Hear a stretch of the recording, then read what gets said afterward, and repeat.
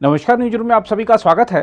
तमिलनाडु में सत्ताधारी द्रमुक के प्रवक्ता शिवाजी कृष्णमूर्ति ने कुछ समय पहले राज्यपाल आर.एन. रवि को धमकी देते हुए कहा था कि आप कश्मीर जाइए, हम वहां आतंकी भेजेंगे जो आपको गोली मारेगा।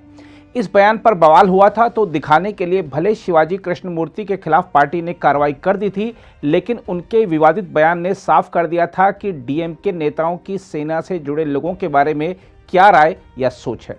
इस घटना को कुछ ही दिन बीते थे कि अब एक डीएमके नेता और उनके समर्थकों ने भारतीय सेना के जवान एम प्रभु की नृशंस हत्या कर दी। इस घटना ने हर देशवासी को झकझोर कर रख दिया है।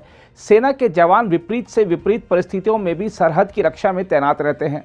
हम अपने परिवार के साथ खुशहाल और सुरक्षित रह सकें, इसके लिए जवान अपने परिवार से दूर सरहदों पर तैनात रहते हैं। वह कभी देख ही नहीं पाते कि उनका बच्चा कब अपने पैरों पर चलना सीख गया और कब वह शादी के लायक हो गया। आम लोग जिस तरह होली, दिवाली, अन्य त्योहार और परिवार के सदस्यों के जन्मदिन आदि धूमधाम से मनाते हैं, वैसा हमारे जवानों को शायद ही कभी नसीब होता है। सेना के जवान कभी रेगिस्तान की धूल तो कभी सियाचिन की बर्फ को झेलते हुए अपने कर्तव्यों का निर्वहन कर रहे होते हैं। सरहद की रक्षा करते समय वह कभी यह परवाह नहीं करते कि कोई गोली यदि उनके सीने में आकर लग जाए तो उनके परिवार का क्या होगा। सेना का हर जवान पूरे देश को अपना परिवार मानता है। तमिलनाडु में सेना के जवान की पीट पीट कर हत्या कर दी गई। क्या यही है सेना के प्रति सम्मान? ऐशो आराम की जिंदगी बिता रहे नेताओं को जरा शहीदों के परिवार से जाकर मिलना चाहिए। परिजन के बिछड़ने और सारा भार परिवार की महिला पर पड़ जाने का दर्द क्या होता है, यह जाकर समझना चाहिए। शायद तब द्रमुक जैसे दलों के नेताओं की सोच में कुछ परिवर्तन आए। जहां तक इस पूरे घटनाक्रम की बात है तो हम आपको बता दें कि सेना पुलिस के साथ श्रीनगर में तैनात प्रभु छुट्टी पर अपने गांव पोचमपल्ली गए थे। 8 फरवरी को प्रभु और उनके भाई प्रभाकरण का पोचमपल्ली के वेलमपट्टी में नगर पंचायत की पानी की टंकी के पास कपड़े धोने को लेकर डीएमके पदाधिकारी चिन्ना स्वामी के साथ झगड़ा हो गया था। उसी दिन शाम को चिन्ना स्वामी और उनके साथियों ने कथित तौर पर प्रभु और प्रभाकरण पर हमला कर दिया था। प्रभु को होसूर के एक निजी अस्पताल में भर्ती कराया गया था, जहां उन्होंने 15 फरवरी को दम तोड़ दिया था, जबकि प्रभाकरण का एक अस्पताल में उपचार चल रहा है। प्रभावित परिवार के कुछ सदस्यों के साथ बातचीत के दौरान पता चला कि प्रभु और उनके भाई प्रभाकरण अपने पिता मधयान को बचाने के लिए दौड़े थे। उसी दौरान उन पर पुरुषों के एक समूह ने हमला कर दिया था। देखते ही देखते दोनों भाइयों को करीब 10 हथियारबंद लोगों ने घेर लिया और उन पर जमकर वार किए। दोनों निहत्थे भाइयों ने हमले का विरोध करने का प्रयास किया, लेकिन सब व्यर्थ रहा। इस दौरान प्रभु बेहोश हो गए। परिवार की महिलाओं ने उन्हें अस्पताल में भर्ती कराया, जहां बाद में उनकी मृत्यु हो गई। देखा जाए तो देश में सेना के जवान के साथ ऐसी जघन्य घटना पहले कभी नहीं हुई। हर जगह सैनिक का सम्मान होता है, लेकिन इस हत्या ने तमिलनाडु को शर्मसार कर दिया है। इस बीच भारतीय सेना के जवान एम प्रभु की हत्या करने वाले हमलावरों पर कड़ी कार्रवाई की मांग को लेकर गुरुवार को बड़ी संख्या में बीजेपी कार्यकर्ताओं और पूर्व सैनिकों ने कृष्णागिरी और तमिलनाडु के कई हिस्सों में विरोध प्रदर्शन किया। इस बीच प्रभु के भाई ने उस दिन की घटना का मीडिया के समक्ष वर्णन करते हुए बताया है कि कैसे डीएमके के लोगों ने अत्याचार किया। बस कपड़ा धो रहे थे, वहाँ पे आके आया था काउंसलर आके बोला कपड़ा निकाल देना, निकाल के दूर रख के धो लेना। मैं बोला ठीक है, निकाल के दूर रख लूंगा। वहीं पे उसी जगह पे उसका सिस्टर का लड़का भी कपड़ा धो रहा था, प्लस उसका सामने इधर इस साइड उसका उसी का परिवार का है, वो भी कपड़ा धो रहे थे। उनको नहीं बताया, सीधा मेरे को आके बोला था निकाल देना करके। मैंने बोला ठीक है निकाल दूंगा। वो वहां से निकल के इधर आ गया। मैं अपना मम्मी से बोल रहा था कपड़ा धो रहे हैं, वो खुद धो रहे हैं कपड़ा, कार धो रहे हैं, पैर भी धो रहे हैं, सब कुछ धो रहे हैं। एक बेडशीट है, इसको निकाल के चले जाते हैं हम, इसमें क्या हो गया। बस इतने बोल के मैं चुप हो गया था। सीधा वहां से आया, मेरे को 2-3 गाली दिया। मैं काउंसलर बोल रहा हूँ, तू नहीं निकालेगा क्या, ऐसे करके मेरे को गाली दिया। सीधा चप्पल निकाल के मारने के लिए आ गया मेरे को। वहाँ पे अगल बगल वाले 4-5 बंदे थे, वो आके दोनों का समाधान करके मेरे को घर पे भेज दिया। मैं घर पे आ गया, पूरा आके अंदर चला गया। शाम को 5 बजे 5:30 बजे आसपास पापा यहाँ पे इसी जगह पे सीधा पापा और पापा का दोस्त है, दोनों खड़ा होकर बात कर रहे थे। मैं वो पीछे बैठा था। मैं पापा बोला तू अंदर चला जाना। मैं और भाई अंदर चला गए। अंदर ही रह रहा था। यहाँ पे बात करते करते पापा बोलते इधर आया था, वो सीधा इसी रास्ते से आया। वहाँ पे सिंटेक्स के पास खड़ा हो गया। खड़ा होके पापा को नाम लेके गाली देने लग गया। गाली देने लगते वहां से सीधा आके पापा को सिर पे चाकू मारा। यहाँ पे चाकू मारा, अभी भी ये स्ट्रक्चर लगा हुआ। वहां से खत्म हो गया। पापा को मारा। मेरे को पापा का आवाज आया था, बस आवाज आते मैं अंदर से बाहर दौड़ के आया। कम से कम मेरे को पकड़ के 6-7 बंदे पकड़ के जो वहाँ रेत पड़ा है उस रेत पे लेके चला गए। रेत पे चला गया, मेरे को मारने लग गया।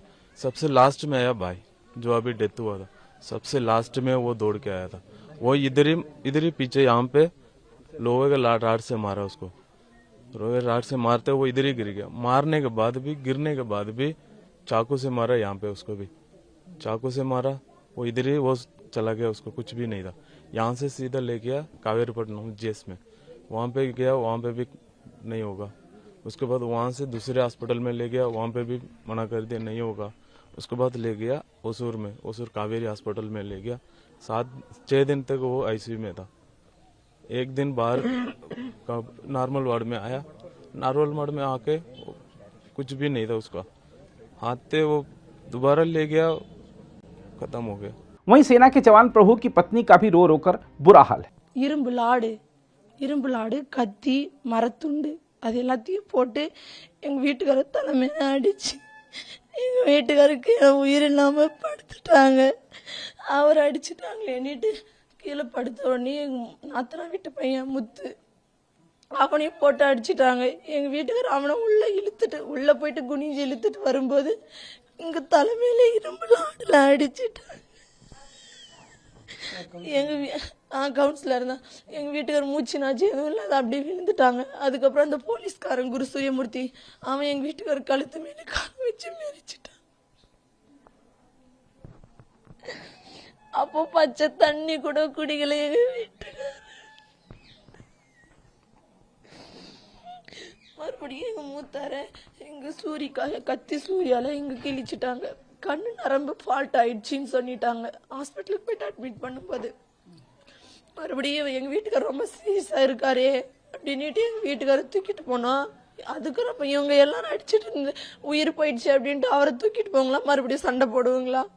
அவரை தூக்கிட்டு போனோம், कावेरीपट्टनम जीएचएल एडमिट பண்ணோம், இங்க முடியாதுன்னு சொல்லிட்டாங்க. इस बीच तमिलनाडु बीजेपी अध्यक्ष अन्नामलाई ने इस मुद्दे पर राज्य सरकार को घेरते हुए सख्त से सख्त कार्रवाई की मांग की। Level of respect army men is given in Tamil Nadu, especially in the DMK government and by the DMK party men, because DMK, we all know, it spoke about a separate state. That's how the DMK was formed, 1965-67 era.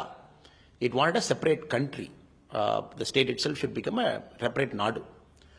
And for them, the respect for the army is never there.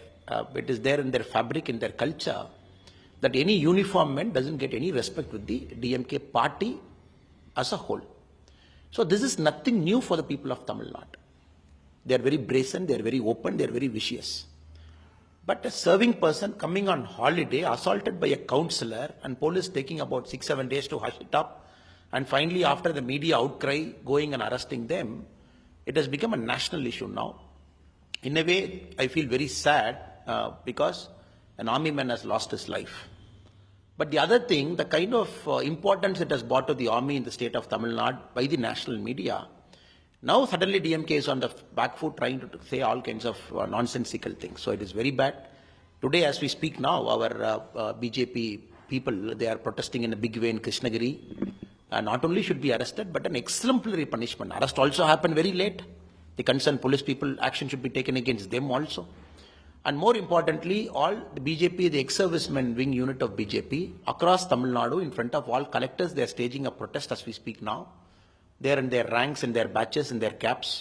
They are meeting the collectors, giving a memorandum. A few days from now, I'll be leading a one-day fast in the War Memorial in Chennai.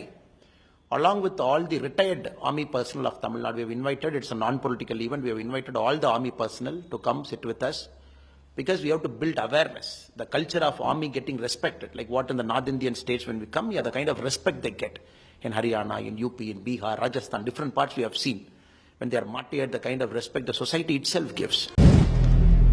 अगर आप भी लेना चाहते हैं देश दुनिया की तमाम जानकारी तो आज ही सब्सक्राइब करें हमारे चैनल को। साथ ही नीचे दिए बेल आइकन को जरूर दबाएं ताकि हर अपडेट आप तक पहुंच सके।